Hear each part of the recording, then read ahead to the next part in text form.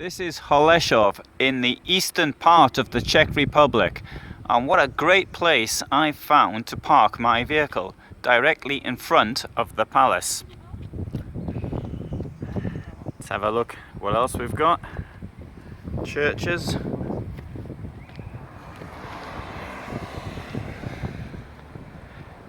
And more churches around here. So the palace, I would say, is early Baroque, dates to 1651, and has an unusual garden apparently.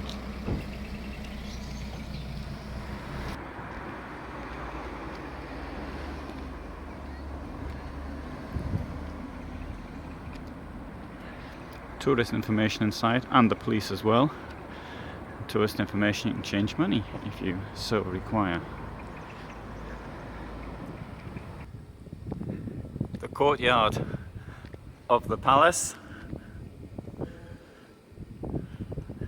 There's a restaurant there. Exhibition. And information.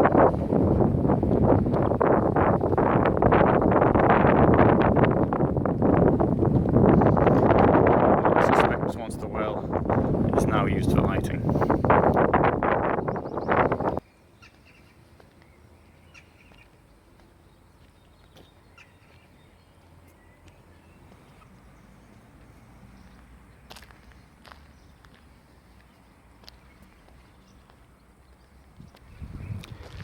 This is the garden of the castle, over 62 hectares.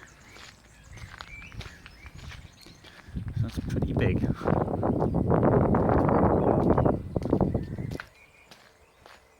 It's like the size of a golf course for those who play golf.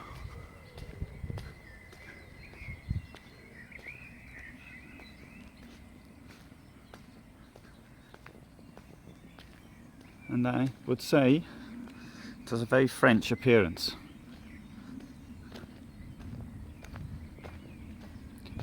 Although gardens are not my strong point. The countryside coming here was really lovely, rolling countryside.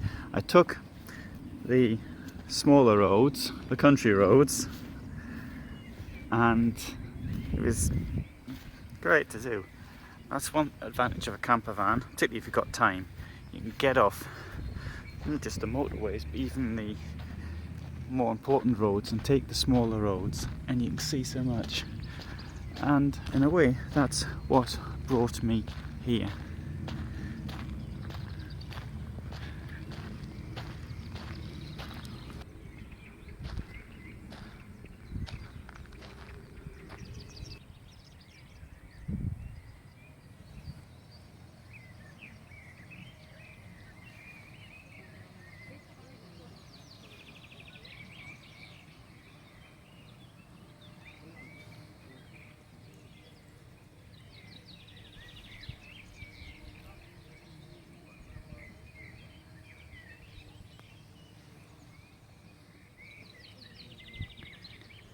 And this, I believe, is Neptune.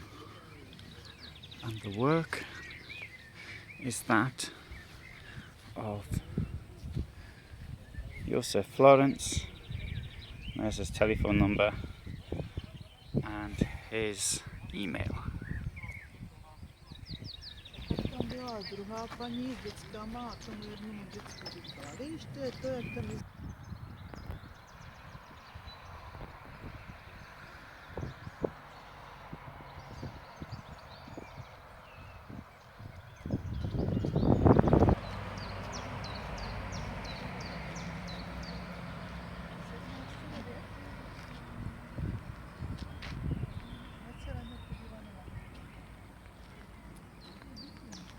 So in 1972, sign put up to celebrate 700 years of Holešov, and this cinema does look rather socialist from the outside.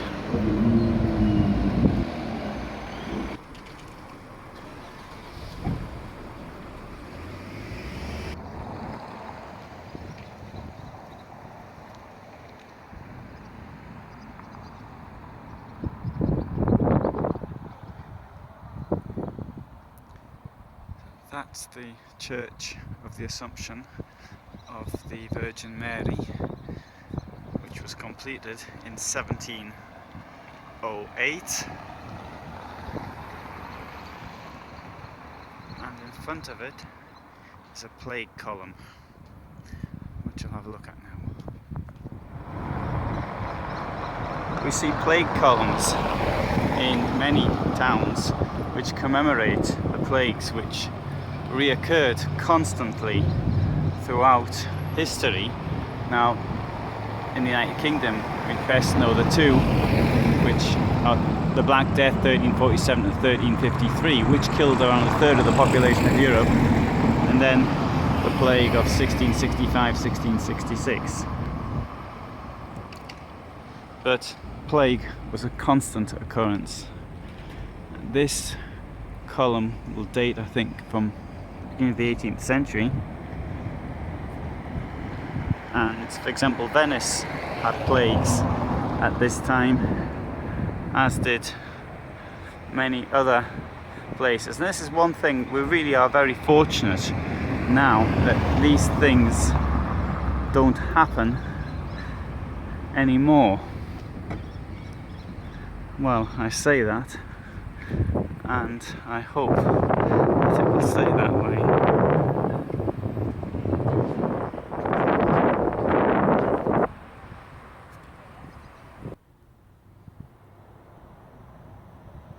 See, the church is highly ornate.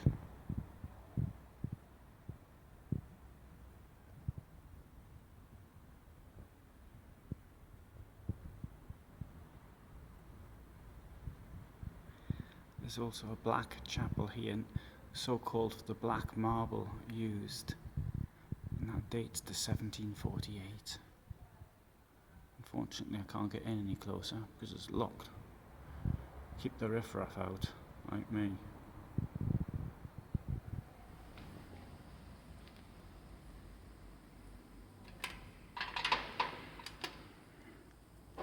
So if you want a quick prayer, you have to do it outside.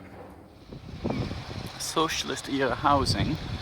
What's unusual here, it's got a fire escape, or maybe it's the staircase, on the outside.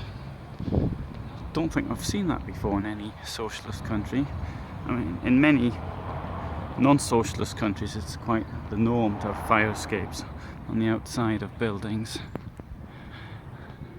On the subject of fire, this is the synagogue, which dates to 1560. The reason I say on the subject of fire, because it replaced one that was on this site that was burnt down, and fire was a big problem in the Middle Ages and the early modern period. And as I always say, the town's only as old as the last fire. Let's have a look. It's difficult to get a better angle of the synagogue.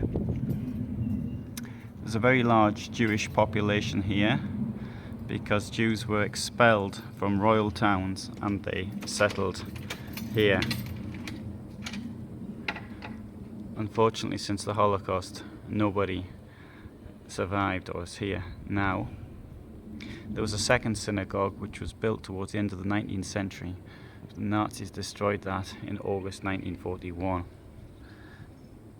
But fortunately, this building survived. Somebody kindly let me into his garden so I could get the whole thing in the picture.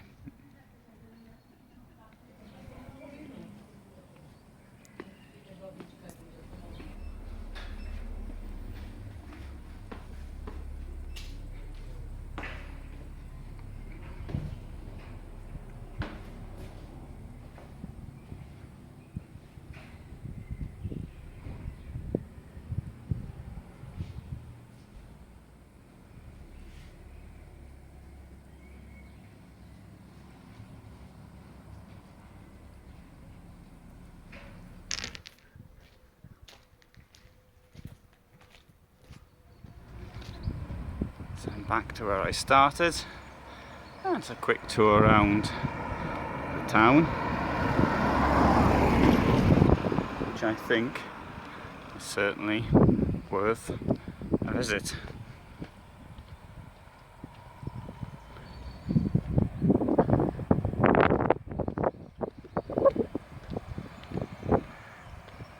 In Jewish tradition, the town is noted for one of the rabbis here, who, it is argued, and I can't get into this discussion too deeply because I don't feel qualified to, but this rabbi is one of those founded, in a way, or one of the forerunners of Hasidism.